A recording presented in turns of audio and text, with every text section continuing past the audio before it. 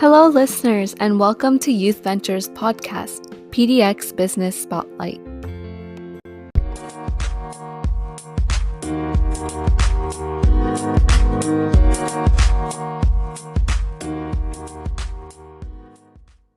Hello, everyone, and welcome to this episode of PDX Business Spotlight.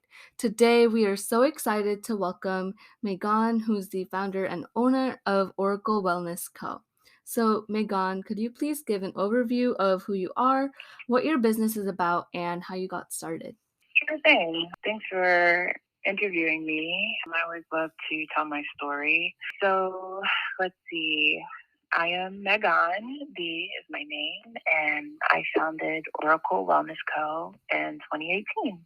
And it really stemmed from my desire to tap into a deeper purpose in my work, as I was a cannabis chef in the legal industry here in Portland, Oregon. And that was mostly fulfilling the recreational side of my ability. But as I dove deeper into my work, I realized that cannabinoids served a deeper purpose on a medicinal level to help people heal and reclaim themselves, essentially. So that's how Oracle Wellness Co. came to be. And Megan, who or what inspired you to start your business? It's a combination of things. It's really, there was a place of needing to survive.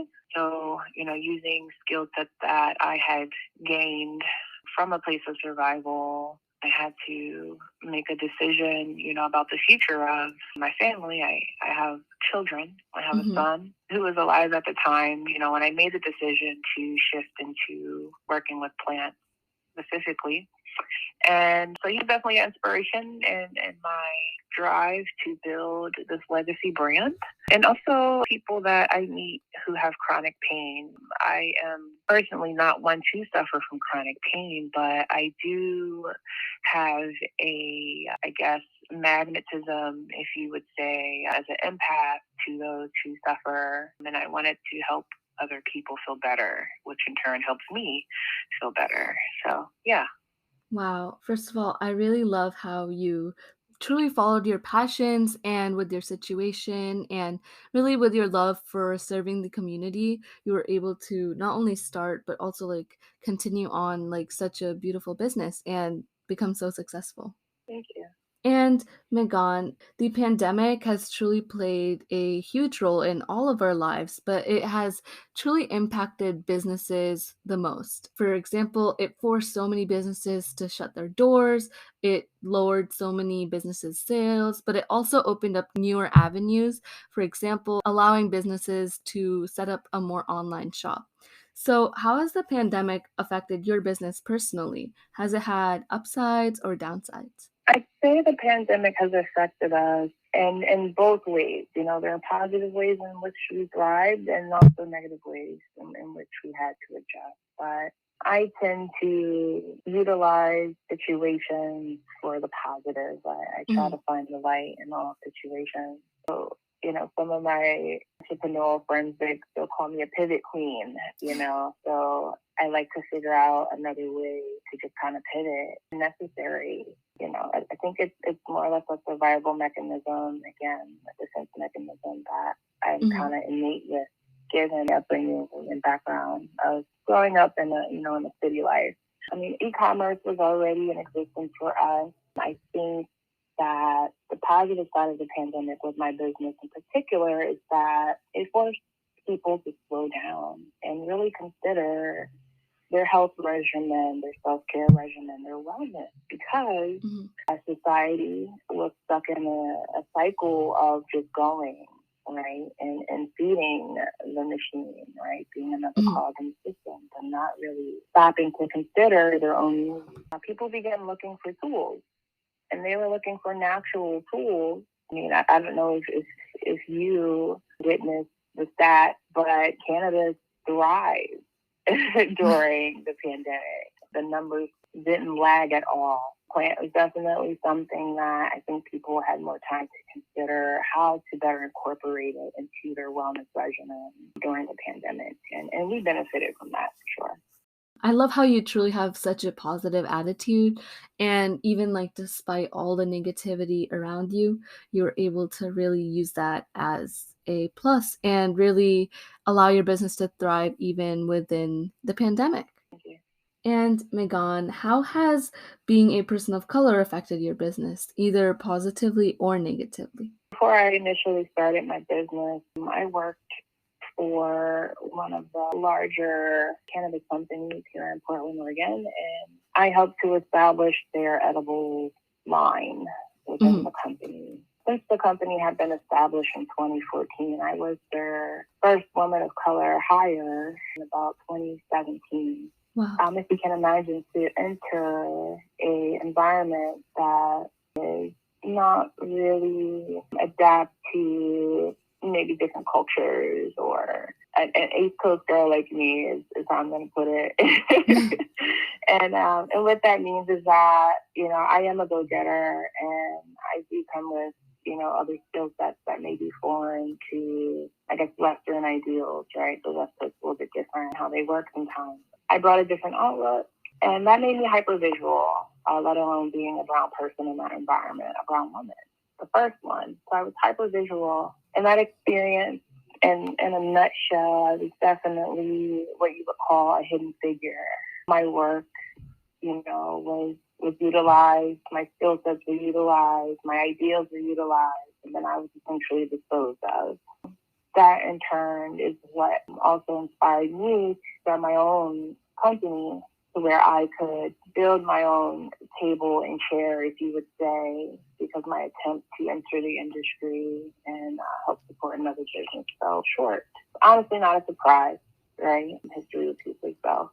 Yeah. But it was definitely inspiring for me to go hard. I had uprooted my family from the East Coast to the West Coast to pursue legal cannabinoid medicine. So it was all in for me. Yeah, I hope that answers the question. Wow.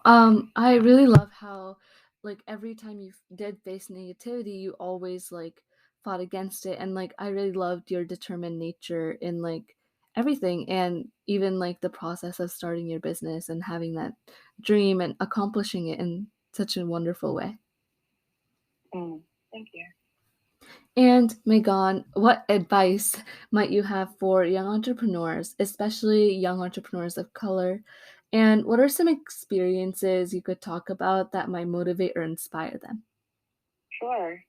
So, as a young entrepreneur, you have the advantage of being young, and therefore you can take chances and fail. It is important that you fail. And I think a lot of times people run away from failure Mhm. because we've been given the perception that failure is a flaw. And in some circumstances it can be, but I think the positive outlook of failure is that you learn a lesson, an important lesson, so that when you go to attempt to try to execute, a similar path, you know what not to do, right? Mhm. So I think that failure should be embraced as a positive thing. So if you're an entrepreneur and you have a lot of naysayers in your corner, prove them Mhm. wrong. Embrace that. Everything that we want is on the other side of fear, and fear can be essentially viewed as false evidence appearing as real. So when we change our perception as an entrepreneur, we're going against the grain here, and things are going to look different for you in comparison to someone else. Comparison is the greatest thief of joy. So never compare yourself to anybody, because your vision is your vision if no one else respects your vision. And don't be afraid to create something similar. My favorite example of that is, if you go to the grocery store and you go to buy some bread, how many choices of bread do you have? A lot, right? Yeah. So go for it. So when you're an entrepreneur, you just have to go for it. And I think the greatest example of that is somebody may make something and there may be something similar. But the most important thing is understanding your client, understanding your demographic. Mhm. So go ahead and make a loaf of bread, but do it well, do it better. If you're going to do anything, do it well. Definitely. I totally agree, Megan. Thank you so much for that advice. And talking a little bit more about your product, can you talk more about how you formulate your products and how you choose your ingredients? Oh, there's a very spiritual connection. I call it vibrational cooking, of course. I'll do research on how certain herbs can help the body and help to bring balance to ourselves, right? So a lot of times I'll create something based on what I see very common and which people are dealing with as far as ailments go. So my products, they aid with chronic pain alleviation.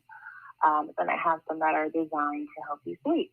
I've had a lot of clients who had a hard time sleeping. I have another product that helps with anxiety and depression, but also keeps you focused. So it's designed to be used during the day so that if you are one that suffers from chronic pain and anxiety and depression during the day, then you can utilize PDX in a tincture form that will help you get through your day. So I write everything down in old school. I like to write out my formulation, and it's very intentional in how it comes to be. I source my medicinals locally when I can, and I like to work very closely with my hemp farmers that understand their processes, because all of this is an energy exchange. And if you're going to put something into your body, it's really important that the energy and its intentions are pure, especially when it's in alignment with your health and your wellness. That's my process. Wow, I really love how each one of your products and each condition that you're aiming to treat, you've really done the research behind everything, and every single element of every product is completely thought through, and it definitely does serve the results. Yes, absolutely. These are multi-use tools that I like to create. Some of my products you can use in 3 different ways, but I definitely strive to have these wellness solution tools, self-care tools, even a part of one's regimen. Some people don't even have regimens. I haven't considered one. So this would be like a great place to start if you're considering what a self-care wellness regimen or ritual could look like for you. I also work with birthing clients. My products have been incorporated into laboring and birthing, as well as postpartum care for birthing people. Wow. And Megan, how can people support your business? Oh, sure thing. I think word of mouth is the most powerful tool that is still available to us. Just speaking about the brand, trying the products out, and, sharing your authentic testimony, about Oracle Wellness Co. is definitely helpful for me. We also have subscriptions to where, if you love a product, we send it to you, anywhere from 30 to 60 days, how often you prefer it. No commitment, cancel any time subscription plan. So that's also a wonderful way to support us. Wow. And listeners, if you go to the description box of wherever you're listening to your podcast, you can click on the link and it will take you to Oracle Wellness Co.'s website. And from there, you can buy any of their products or their subscription-based products as well. We will also link Megan's social media links in the description box. So please do go support and follow them in any way you can, even if it's just by liking or following or commenting on a post. Megan, are there any special projects or anything else you would like to plug? So yeah, in 2022, we are looking to optimize Oracle Wellness Co. So, we are coming out with a few new products. We're tapping into intimacy this year because another interest of our clients. So we're looking to help people spice up other parts of their lives as well. So look out for that coming in February. And we're also accepting birthing clients and families looking to integrate cannabinoids and terpenoids safely into their parenting experience. So reach out for that at or call services.com. Wow. And listeners, once again, Megon's social media is linked in the podcast description box. So if you want to find out more about their updates, definitely go follow and support, and you can figure out what new projects and products they have coming up. Thank you so much, Megon, for joining us on this episode of our podcast. Are there any final words that you wanted to say? Well, just sending blessings and gratitude to you. And I hope the rest of your New Year's bring you much abundance and joy. Thank you for having me. Thank you so much. And listeners, that is it from PDX Business Spotlight. Please be sure to join us in the next episode.